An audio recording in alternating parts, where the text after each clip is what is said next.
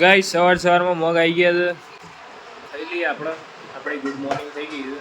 Guys તમને good morning, જય માતાજી. ગાઈસ હવે ટાઈમ થોડુંક સેટ કરવો અઘરો છે, કેમ કે ન્યૂ જે જોબ હતી 4 દિવસ ગયો ત્યાં કેવું હતું, નાઇટ શિફ્ટ હતી. લાઈક સવારે 4 વાગે ઉઠું, 5 વાગે મારે ત્યાં પહોંચવાનું, પંચિંગ કરવાનું, અને 2 વાગે મારે પંચ આઉટ કરવાનું છે.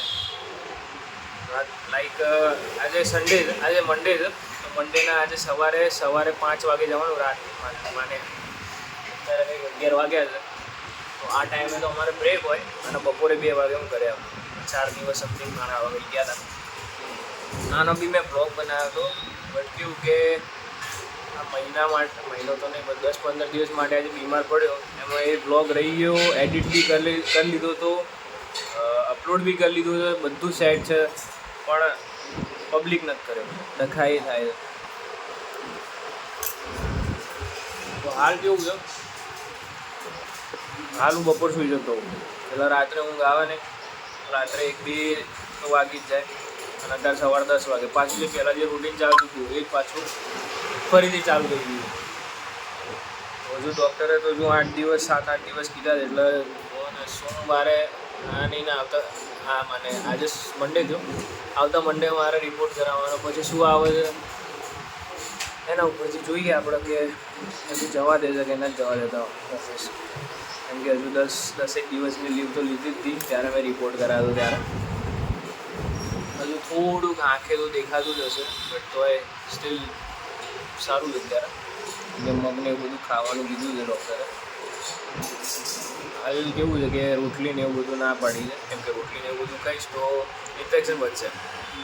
સબ્જીને એવું બધું ના પાડી છે, તો અત્યારે ખાલી ખીચડી, મગ, ચણા, શેરડીના જે પેલા કાપતા હોય છે એ ખાલી બધું કંઈ.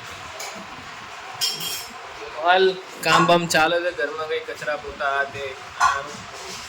હું કમસે કમ જુઓ ને 5-6 વર્ષે આટલો લાંબો બીમાર પડ્યો હતો. કેમ કે કેવું હોય કે આપણે બીમાર પડીએ, પણ કેવું કે દવા લઈ અને બીજા દિવસ જેમ હતા એમ સારું. આ તો અઘરું થઈ ગયું, કંઈ ખબર જ ના પડી એનું શું થાય છે.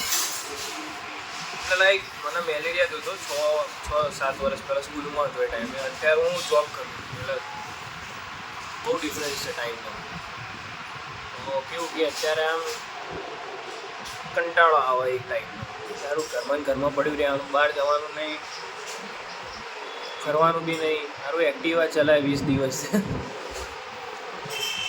નહીં. હવે સાજા ધીમે ધીમે થઈએ, બધી ડૉક્ટર કે એમ કરીએ, કેમ કે સારું થોડુંક અંદર તકલીફ છે, એ બધું મટી જાય એટલે બધી બેક ઓન ટ્રેક.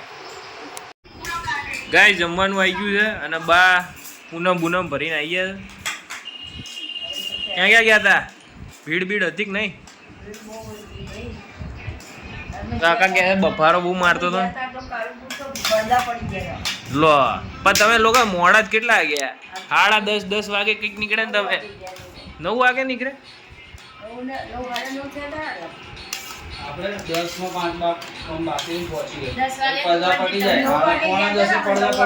પોણા 10 તો ભીડ ફૂલ હશે ને? પછી ભીડ થાય વધારે પડદા પડે પછી. કેમ એવું? પછી જાવ પબ્લિક. અને પછી ગયા જેતલપુર. હા બીજ પછી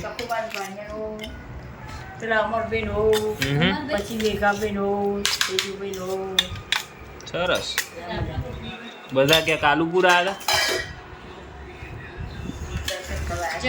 જેતલપુર. પેલા જગન્નાથ મંદિર ગયા હતા કે કાલુપુર ગયા હતા? પછી જગન્નાથ મંદિર જ્યાં આંટો મારો તો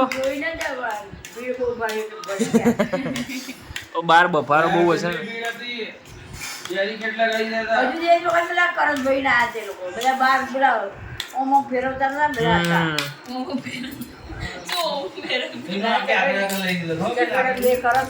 મોકલી દીધા અંદર.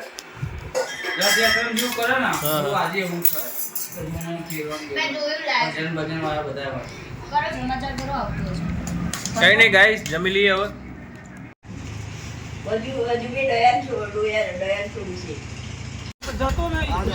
બાપુજી ને આયા હતા ગાઈસ, જાય તો ઘેર.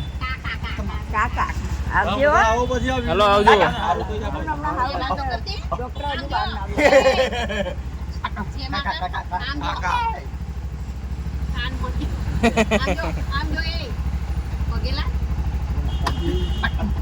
રાખજો નામ ઉકળશો રાખજો નામ ઉકળશું કોઈ હાલો હાલો ચલો આવજો ટાટા ભાઈ ભાઈ તું મોટો આવજો જય માતા જય માતાજી.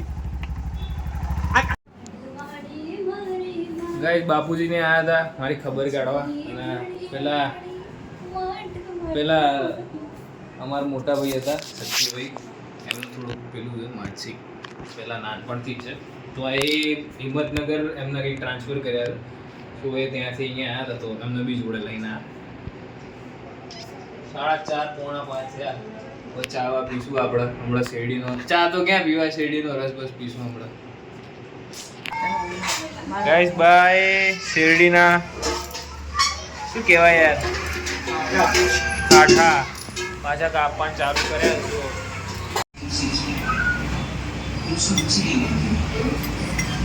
ओए क्या खा रही है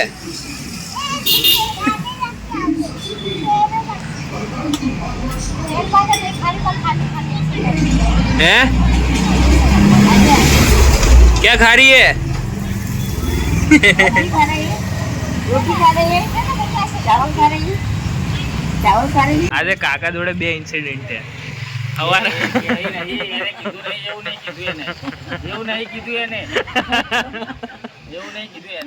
પહેલો ઇન્સિડન્ટ એ હતો કાકા પેટ્રોલ પૂરા આ ગયા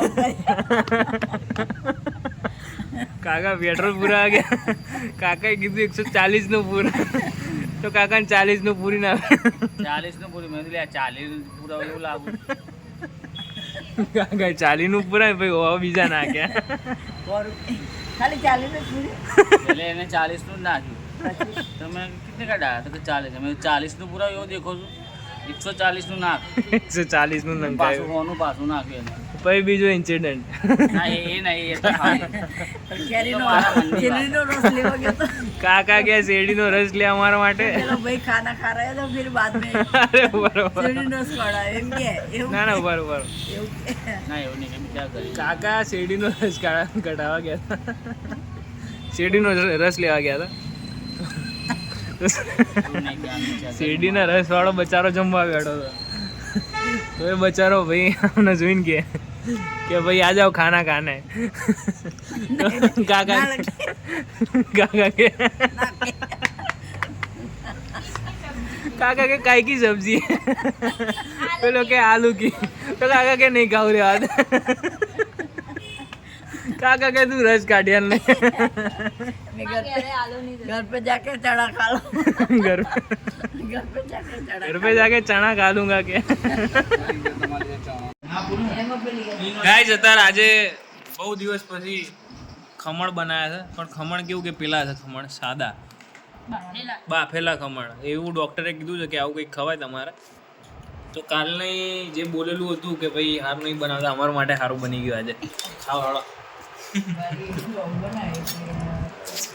બાય કીધું કે આવું કંઈક બનાવો એટલે બનાવે કંઈક થોડુંક મોઢે કંઈક જાય આ ખીચડી ફીકી ફીકી ખીચડી બનાવીને હાલ દેતા હતા સારું ચલો ગાઈસ ખાઈ લઈએ હવે ખમણ હાલ ગાઈસ અહીંયા હું થોડું કંઈક કામ કરું અને વાગ્યા છે કંઈક 11 મળીએ નેક્સ્ટ વ્લોગમાં બાય